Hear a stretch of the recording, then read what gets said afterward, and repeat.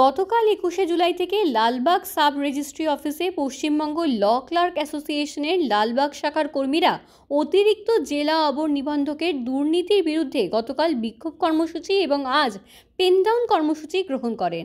এ বিষয়ে লালবাগ শাখার ল ক্লার্ক সমিতির একজন সদস্য বলেন, আমরা প্রতিনিয়ত প্রতি দলিল পিছু 200 টাকা করে ওনাকে দালাল মারফত দিতে হয়। তারপরেও ওনার ভাষা, ওনার ব্যবহার এবং ওনার অতিরিক্ত টাকার দাবিতে আমাদের পিঠ দেওয়ালে ঠেকে গেছে। আমরা চাই ওনার অপসারণ। যতদিন ওনার অপসারণ না হবে ততদিন এই অফিস চলবে না। তার জন্য আমাদের যতদূর যেতে হয় আমরা যাব, বললেন রিয়াসমুল হক। এ বিষয়ে ল ক্লার্ক সমিতির সভাপতি সম্পাদক তারা কি জানালেন এবং যার বিরুদ্ধে অভিযোগ সেই লালবাগ এডিএসআর হুমায়ুন কবির কি জানালেন তাই শুনুন। আপনাদের আসন গ্রহণ করুন। আমাদের বক্তব্য দুটো বেলা 2টো পর্যন্ত চলবে। আমাদের সিদ্ধান্ত অনুযায়ী সকাল 11টা থেকে 2টো পর্যন্ত আমাদের বক্তব্য অবস্থান করবে। আমরা লালবাগ এডিএসআর এ আমরা আজকে থেকে একদম লাগাতার কলম বিরতি আমরা কর্মসূচি নিয়েছি। গতকালকে আমরা অবস্থান বিক্ষোভ আমরা করেছি। আপনারা দেয়ালে পোস্টারে দেখতে পাচ্ছেন। আমি 27 বছর এই অফিসে আছি, অনেকে 35 বছর আছেন। এই লালবাগ এটা একটা মহকুমা অফিস। এই অফিসে অতীতে বহুত অফিসার দেখেছি, কিন্তু এত বড় দুর্নীতিগ্রস্ত চোর অফিসার আমরা দেখিনি। কাটমানিখোর ইনি অফিসার, ইনার বড় দোষ হচ্ছে টাকা। আপনারা আরো জানলে অবাক যাবেন যে প্রতিদিন একটা দলিলে 200 টাকা করে নেন। এটা হচ্ছে সদরে প্রতিদিন প্রতি দলিল পিছু 200 টাকা করে নেন। এবং যা একটা জায়গা তাকে আউস আছে, আউস করে আসলো 5 লাখ, উনি ভিটি করে দিলেন। ভিটি করে আসলে সেটা হয়ে গেল 25 লাখ। এই 5 লাখ আর 25 আউস করে করবেন, উনার একটা ভাষা আছে গচ্চা, মানে ওই 25 লাখ টাকা 3 ভাগের ভাগ করবেন, করে একটা টাকা ওনাকে দিতে হবে, তবে আউস করে রেস্টি হবে। এটা হচ্ছে কাটমানিখোরের অন্যতম। আরেকটা জায়গা আপনারা অবাক যাবেন, যেটা আমরা সবাই ভেবেছি, অতীতে এই অফিসে কোনোদিন চুরি হয়নি। এই অফিসার থাকা অবস্থায় 3 বার চুরি হলো। কিসের সংকেত?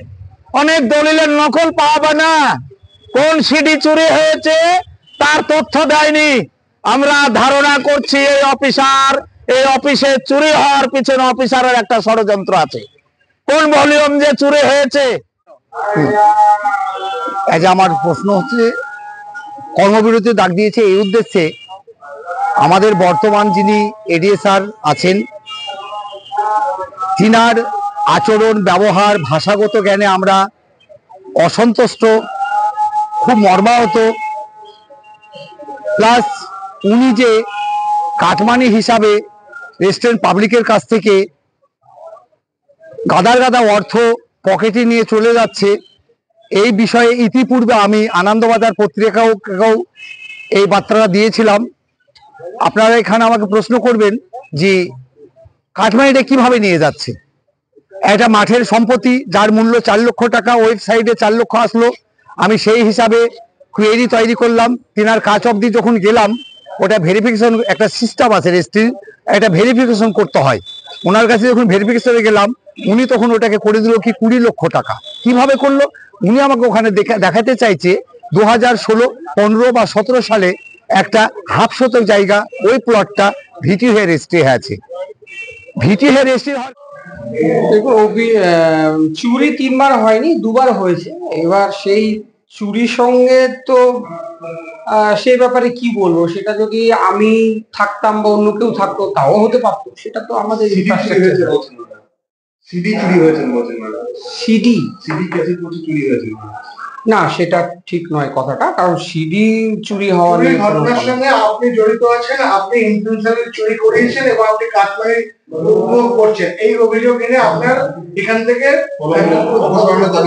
দাবি জানাচ্ছিল। কি বলবেন এই সম্বন্ধে? সম্পূর্ণ মিথ্যে কথা আর কি, একটা মিথ্যে অভিযোগ।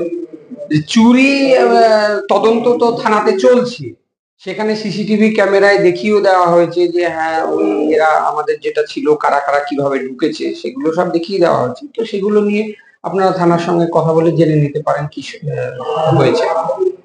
আর এটা সম্পূর্ণ মিথ্যে। কাটমানি বিষয়ে কি বলবো, সেটা এই অভিযোগ তো আমাদের অফিসারদের সবাইকেই শুনতে হয়। এটাও মিথ্যে কথা। দলিল দাখিলের জন্য আপনি 200 টাকা করে না না, আমি কোনো টাকা পয়সা দিইনি। আমি কোনো টাকা পয়সা দিইনি। আপনার নাম? হুমায়ুন কবির। আপনি